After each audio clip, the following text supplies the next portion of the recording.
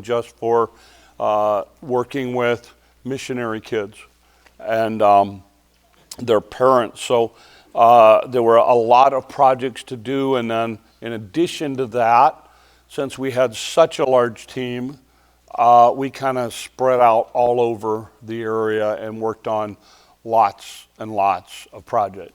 If you see anybody from the team, they are exhausted, okay? Because I'm telling you, we worked long, hard hours, 4 days straight. In fact, if they fall asleep during the service, I get it. I just hope I don't. Honestly, we put in a lot of hours. It was amazing to us how God put the team together, and everybody had different skill sets, and it worked really, really well. We had 6 other people that came from other places. We had a couple from California, we had a couple from Wichita, we had a couple from Indiana. And they, I told them, I said, you guys drew the short straw on this week. But honestly, they fit in so well. And we walked away loving them and kind of made them an honorary part of the church kind of thing, because they were just awesome people and we had a great time with them. A couple of things just so you get an idea. They had and you'll see the pictures. I'm going to be throwing up pictures on Sundays for the next couple of weeks before and after the service. But we got there, and originally we were going to tear down the deck and replace it. Instead, they're trying to do away with the decks because of the weather down there, and they're trying to do cement pads. So they wanted an area where particularly MK kids could be able to come and enjoy it, so they wanted a fire pit there. And so fortunately Paul Hollowell was with us, and we put Paul and a whole crew on that. They designed this really cool fire pit area with a lot of these keystone blocks. And so we did not get to pour it this past week because the weather really messed up a lot of stuff for us that we wanted to do, but we just shifted to other things. We walked away, that whole fire pit area is all ready for them to pour. So once they get nice weather. Jimmy Cockburn and the crew worked on a new set of stairs and deck. So they made a smaller deck that goes out down into this fire pit area. Big project was the basement of a house. Think of it, trying to think of something. Think of it like from here to this wall and about this long, and then it had 3 rooms. It had a utility room and a bathroom as well. We got there on Monday, or we got there Sunday night. Again, we'll talk a little bit about just this, but God protection on us. Sunday night we got in, we met in this one place to go to the guest house. It was dark. Going down the stairs, I missed a step on the bottom and landed on both knees. And I thought my trip was kind of over. But took some ibuprofen, iced it all down, and everything worked out okay on it. So again, we just saw God's hand in so many things like that. But give you an idea, we went into this basement. We had to build some walls. We hung about 15 sheets of drywall. We mudded and taped them. Went through about 7 buckets of mud between the mudding. So we had to get the drywall, had to get it framed in, we had to get the drywall on, we had to get it mudded and taped, then we had 2 more layers of tape, then we textured it, then we primed it, and then we painted it, and we painted all of the trim and everything else. So we got primer and 2 coats of paint on everything in 4 days. So those of you who know how a project like that works, you can imagine the hours that went in late night. Stan, they put Stan on furnaces, and so he ran around the whole place doing furnaces and getting stuff fixed up that way. Jaylee and Lynn, they took Jaylee and Lynn. We didn't see them most of the week. Lynn was doing all kinds of welding and working on hydraulic stuff. Jaylee was working a lot on overhead doors and going through doors and and getting them all fixed and in shape. They worked on a snowplow thing to get them the stuff that they need. Braden and Caden. Okay, so these guys are 20 years old, and I'm going to tell you, you know, a lot of us have had experience with that age group, and they are not like anybody in their age group. I'm telling you, they worked like dogs, and they worked hard, and their work ethic was second to none. And every one of us in a heartbeat would work with those guys again all day. It was just amazing. They had great attitude. You know, we had a situation where, honestly, it would have pushed me over the edge because they had done all of this work. They had told them how they were going to do it, and then they did it, and then they came back and said, no, we don't like that, redo it all. And you know, that pushed me over the edge. But they handled it really, really well, and like I say, and did a great job. It wasn't anything on their part, you know, they just a miscommunication thing. Aaron ran Bobcat and did a lot of Bobcat in a loader. Got a lot of dirt and stuff moving around. Jeannie Kruger, Jeannie loves to cook, and they needed help in the kitchen, and they just turned her loose. And we ate like kings. We really did. In fact, Matt, who worked with me, was from Wichita. He emailed me the other night when they got home. He said, "Hey, we got home safe," and he said, "And you tell Jeannie she did her job." He said, "As hard as you worked me, I still gained 5 pounds." So we had a great time. We had a lot of fun things that happened on Wednesday night. Some of the younger guys, in a lack of wisdom, challenged Paul Hollowell to a polar plunge. Now, knowing that Paul Hollowell does these marathon kind of things. And so 4 of them, and even Jaden got in on this, and he worked great. He worked with Jimmy a lot on the duck and stuff like that. And so they went in the water, and they stayed in. 2 of them stayed in for 3 minutes. I was sitting in my heated van on the hillside with the headlights out so I could see what was going on. Those were the wise. Lael said, no, the wise people were back at the guest house. But anyway, so you know they had that. You'll have to ask somebody from the team, but I whined enough to get my Mickey Mouse pancakes every day, and we made some incredible friends. We really did. You know, we got thrown in with a bunch of strangers. We got thrown in with 6 strangers. And when it was all said and done, it was just like one big family again. And, you know, we worked together so well. We had a great trip. I want to share with you a little bit of what we saw God do on the trip. First of all, we found that everybody found a place that God could use them. Even in ways you didn't expect, where they go, hey, has anybody got any experience here? Well, I did that once. Okay, great. You know, that's more experience than anybody else. So it was great. Everybody found a place to serve. Jeannie found out they needed help in the kitchen. She lived in the kitchen all week. So, you know, they found out that, I've done ceilings. So I lived on ladders all week with Ken and Sherry and Matt. And again, everybody found a place to fit. We have a couple of the team that are actually going to go back on their own. They need some help cooking one week, and so Jeannie and Ron are looking at heading back down there for that week to serve. Jay Lee's working on a project with them where he's probably going to go back down and install some doors and things like that. We'll be having a discussion with the board about, do we do this again, and you know, how do we do it and that kind of thing. Anybody can go down and work, so want to encourage you kind of along that line.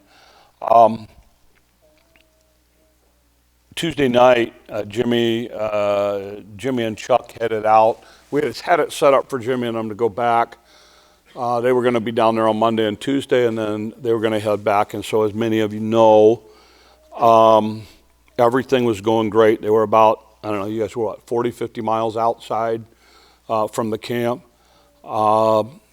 Just a freak thing. They hit a patch of black ice and could not control the truck. And then a semi was coming from the other direction. It hit black ice. Nobody knew this. Nobody saw this coming.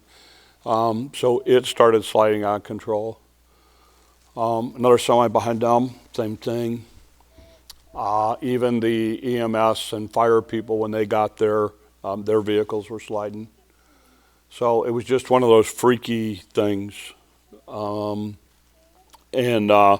Basically it ended up hitting, sliding and into the front right, the driver's side issue, and basically totaled Jimmy's truck. Everybody that was involved in it walked away. Ended up with somebody's in the ditch and everything else. But here's the thing. God's hand of protection in so many ways. We're not talking a distance of yards, we're talking a distance of feet. And we're not talking a distance of 4 or 5 minutes, we're talking a distance of seconds. Because at one point they were sideways across the road and it could have been T-boned with the semi. So God's hand was all over protecting them. And they walked away. Jimmy did not call us that night. He didn't call anybody that night because he knew if he called us, somebody'd try to go get him. And the police got them to a motel, and then they called me that morning, and I didn't answer, so they called Jay Lee because they knew he was in the room with me. We were rooming together, and Jay Lee went that morning, picked him up. They took they took his truck. It was totaled, so they just took it to the salvage yard. The salvage guy said, "Look, let's just call it good. I'll take the truck, the whole towing bill, all that mess. We'll just call it even and be done with it." They went back, got everything they could because he had all his tools in there. Got all his tools and stuff back. Jimmy came back and I said, "Look, you take my van, get you home to your wife and kids." The roads were still, at that point, we had snow down there at that point. And so they decided to just stay that day and go home the next day. If you don't know, Jimmy and I have this ongoing thing. I think he needs to get a van. And he's insistent on having a truck. So I think there was a touch of irony that he had to drive my van home on Thursday. And he did fall in love with it, but he's still convinced wrongly that he needs a truck now. I talked to the board. We've been back and forth on this. And we want to make sure you know the whole thing, okay? And tell you what we want to do. So Jimmy has 2 work vehicles, okay? This was the nicer one. He bought it a couple years ago for $4,000. He was hoping it would last a year. He's gotten a couple years out of it. When it died or got in an accident, he was done with it and moving on, okay? So as far as his business goes and vehicles and everything else, he's fine, okay? However, they're still down a vehicle. Last year, they, because of the twins, realized they needed another vehicle bigger and nicer than his work truck. And if you've seen his work trucks, I love the guy to death, but there's no room for 2 kids in it. So last year, they were ready to buy a fairly nice used pickup. And there was one they were looking at, and they almost bought it, okay? But if you don't know Jimmy and Sarah, here's what you should know. They are really anti-debt people. And when they looked at it, they thought, you know what, we can take the money, we don't need the truck yet. We can take the money, we can pay off our debt, we can be debt-free, and we'll start saving up money for a nice truck. And that's what they've been doing. Okay, that's what they've been doing. So they're okay business-wise, they're okay that way. But here's the thing, the accidents forced them now to kind of go replace a vehicle, okay? And we thought, you know what, we could just write them a check from the church and call it good. But here's what I want to do. And you know me, we don't do this, okay? So there's a mason jar out in the lobby, okay? Anything that goes in that jar this week and next week, we're going to give to them to let them do whatever they want. It is my prayer that they buy a van, okay? In fact, I should actually put on the jar, van fund. But here's the deal. We're doing it. They can do whatever they want with it. You know, they can do whatever they want with it. Their plans have been to replace and get a nice, and again, you know what a nice used truck is going to cost.